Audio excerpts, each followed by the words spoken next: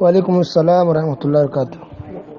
جی حدیث جو اپنے بیان کی اشارہ کیا آپ نے حدیث کی طرف، وہ حدیث میں نے جو عربی لفظ وہ بھیج دیا ہے، یہ حدیث مسند بزار کے اندر ہے.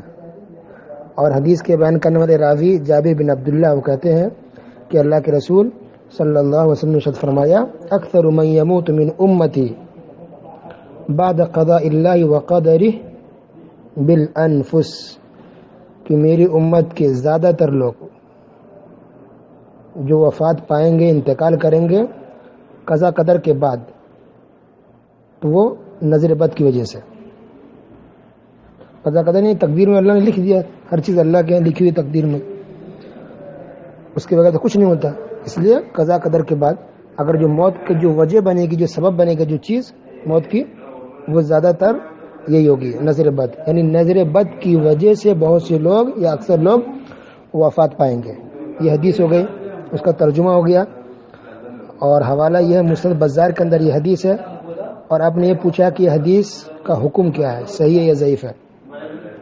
تو بعض محدثین نے اس حدیث کو ضعیف کہا ہے اور بعض نے اس حدیث کو حسن کہا ہے، یعنی یہ حدیث قابل قبول ہے. تو حسن کہنے والے، حدیث کو حسن کہنے والے کون لوگ ہیں؟ جیسے امام سخاوی نے مقاصد الحسنہ میں اس حدیث کو حسن کہا، اسی طرح حافظ ابن حجر نے فتح الباری میں اس حدیث کو حسن کہا، اسی طرح امام شوکانی نے نیل الاوطار میں اس حدیث کی تحسین کی ہے. اور امام البانی رحمہ اللہ نے اپنی کتاب سلسلہ صحیحہ کے اندر بھی اس حدیث کو حسن کہا ہے، اور اس کے اور بھی کئی جو طرق ہیں ان طرق کو ذکر کیا ہے. ٹھیک ہے، تو گویا شیخ البانی، امام شوکانی، حافظ بن حجر، سخاوی، ان علماء کے نزدیک، محدثین کے نزدیک یہ حدیث حسن درجے کی ہے. ٹھیک ہے. جہاں تک آپ نے یہ بھی پوچھا کہ اس سے بچا کیسے جائے، تو اس سے بچنے کا طریقہ یہ ہے کہ انسان صبح شام کے اذکار کا اہتمام کرے. صبح شام کی جو اذکار، جو دعائیں بتائی گئی اور جن دعاؤں کا اللہ کے رسول صلی اللہ علیہ وسلم خود اہتمام کرتے تھے اور پڑھنے کو کہتے تھے، تو ان سب کی خاص اہم وجہ یہ بھی ہے کہ انسان نظر بد سے، جادو سے، دیگر آفات مصیبت سے انسان محفوظ رہے. تو صبح شام کی جو اذکار ہیں ان کا اہتمام کیجیے، اور خاص کر کے آیت الکرسی پڑھی جائے، سورہ فلق اور سورہ ناس پڑھی جائے. سورہ فلق سورہ ناس کے اندر دیکھا ترجمہ، سب میں پناہ مانگا گیا ہے، حسد سے، جلن سے، نظر بد سے، یہ آفت سے، یہ مصیبت سے، وسوسے سے. پوری دو جو صورت ہے سورہ فلق سورہ ناس، اس میں پوری آیت میں صرف پناہ ہی مانگا گیا ہے. تو بہت اہم یہ دو صورت ہے، سورہ فلق سورہ ناس. تو ان دو صورتوں کا اہتمام کیا جائے. اور اس کے علاوہ جو دعائیں حدیث میں حصن المسلم میں جو بھی آپ دعا کتاب جو آپ کے پاس ہوگی اس سے پڑھیے، اس میں بہت ساری دعائیں بتائی گئی ہیں. تو دعا کا اہتمام کیجیے. اور یہ دعا اعوذ بکلمات اللہ التامات من شر ما خلق یہ پڑھی جائے.